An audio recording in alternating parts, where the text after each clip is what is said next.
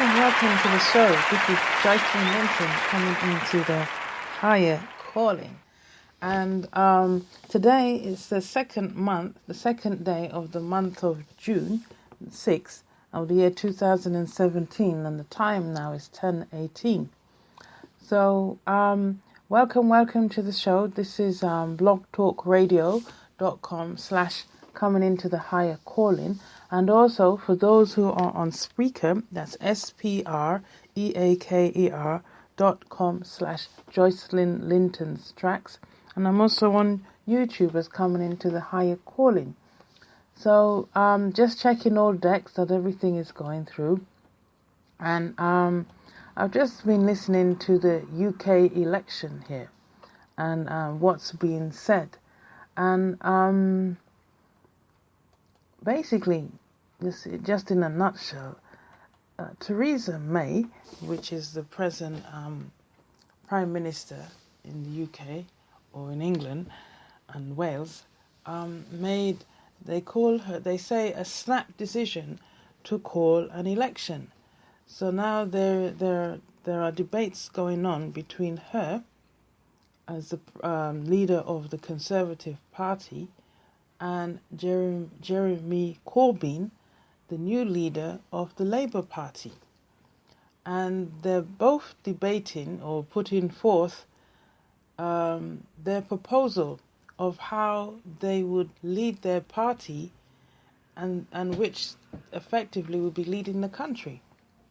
And so there is an exchange or barrage of words that's taking place. And I'm listening here and there as I can, because the Lord has also other work and tasks for me to do. A barrage of words. But how can I put this? I'm listening. And you know what? I've left my glasses. So I'm having an issue here. So basically they're putting forth their proposal. They're bringing forth exchange of ideas. But from my perspective and my experience of listening to the politicians over the years, and I do remember, in the 60s when, the Labour government was speaking, the Conservative government. And I remember at the time, the Labour government was talking about giving empowerment to the trade unions, you see. But then that spiraled off in another direction, because now the trade unions was taking advantage of that empowerment, and they were causing numerous strikes. People were striking, the coal mine, the electricity. There were times the electricity would be switched off. We'd have to take out the candles, and then it would come back on again. So we all knew what time the electricity was going to be switched off, and it would be switched off. At the time, we didn't have to worry about central heating and all the other digital gadgets that we have today. So that was okay. They switched off the light. That meant, and the biggest worry was the fridge, the refrigerator, and even that was kind of newish. But we couldn't watch the TV. We couldn't listen on the radio unless we had the battery radio, and most of the time people did have the battery radio, and we sat there with the candle lights and that, and it became out of hand. So I think when the Conservative government came in, I believe Maggie Thatcher was the one who curtailed the trade union, and she actually dismantled the power that they had. And so we're not hearing of strikes so often. But at that time, it was a season that I'm going to say the working class, the underprivileged, had to speak out. It was the season for that to happen, for the working class to speak out. It was a much needed cause. So it came into play.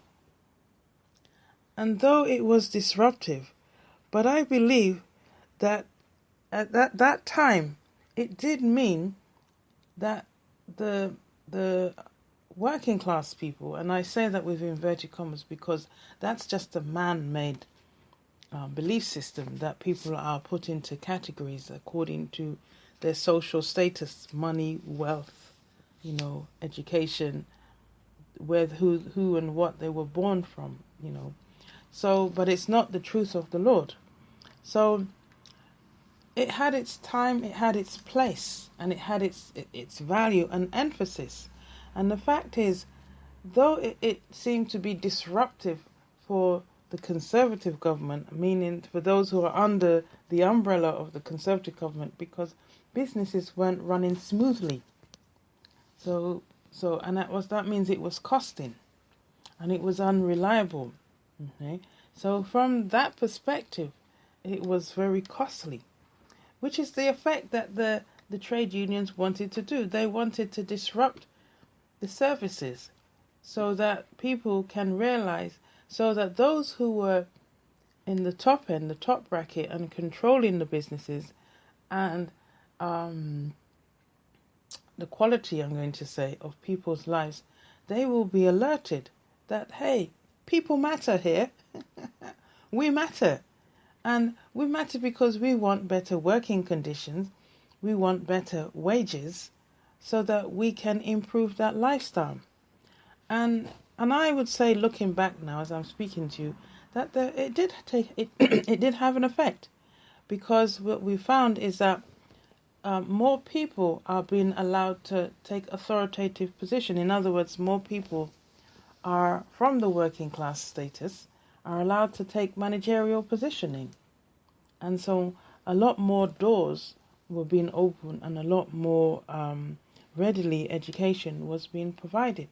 However, I personally, on a personal level, I thought that there was a disadvantage to that, because though they may have opened the doors for people to climb up the social ladder or the ranks of education and the position in the workplace, having more of an authoritative role, it didn't really prepare the minds, because their minds were still in the lower state, in the lower ebb, in lower energies. And I found that at times they became tyrants in themselves. They dished out to the people the same type of horribleness that they were fighting up against. Because, can I say, that's what they knew. They knew that in place of authority, you had power. And you had power over the people and over the stakes of the people, the livelihood and the quality of life. So, yes, the doors were open.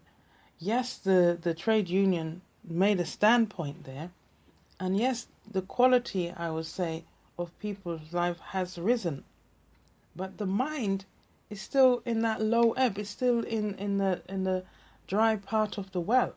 They threw Joseph, his brother, they threw him in the well, in a dry well, dry and dark well, until his brother Judas arranged for the Midianites to take him out. You see? So it's a good thing, and it was a much needed call at the time. However, it wasn't in its full completion. You see? So what I'm saying to you is that when we have these moments, maybe it's the heavens that's calling to equalize or balance the human need, the human cry. Because we will get to a point where we are so far from our Maker, we are so deluded from our true inheritance, that our soul, I'm going to say, our soul will cry out in bitterness of soul. Somewhere in our psychic, somewhere in our being, we will cry out to our Maker. And He will hear. He says, I look down from the heavens. There's nowhere on the earth, in the heaven, that I am not. I'm not there. I will always hear you. And the Lord will send help. He will send His heavenly help. And then we will see these sudden occurrences happening in the society. And I say sudden because Theresa May, our Prime Minister of England and Wales, she's newly appointed to be a Prime Minister. And she's a very likable lady, I like her. And she's newly appointed to be the Prime Minister to lead the Conservative Party. And I made a prophecy in January and even last February 2006 that there's going to be suddenlies. And I was taking that prophecy when I was reading in Genesis. Let me see if I can find it. Over to Genesis, when I was reading about Joseph and his brothers, when his brothers sold him over to the Midianites as a slave. And then he went through some time with the Ishmaelites, and then Potiphar, the Egyptian. Let me see. So, and Joseph was brought down to Egypt, and Potiphar, an officer of Pharaoh, captain of the guard, an Egyptian, brought him of the hands of the Ishmaelites, which had brought him down to thither. And the Lord was with Joseph, and he was a prosperous man, and he was in the house of his master the Egyptian. And his master saw that the Lord was with him, and the Lord made all that he did to prosper in his hand. And Joseph found grace in his sight. He served him, and he made him overseer over his house, and all that he had put into his hand. See, so what the brothers meant for bad, it turned out to be good. However, the story goes on. There was a plot, and Joseph has a wrongful allegation made on him. He's put into prison, but yet he finds favor with the prison officers, and he gives prophecy to two people, the baker and the porter, and they turned out to be correct. The porter lived on and came into the favor of Pharaoh, and the baker he died, and that's another spiritual science in that reading. But as I kept on reading, Joseph was now in charge of all the lands in Egypt.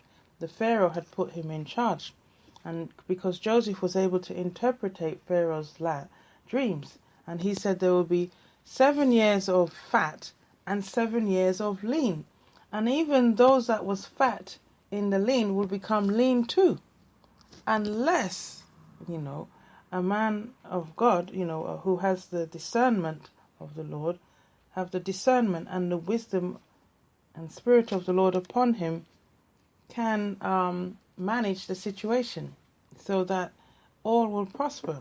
Okay, so now Joseph is in charge.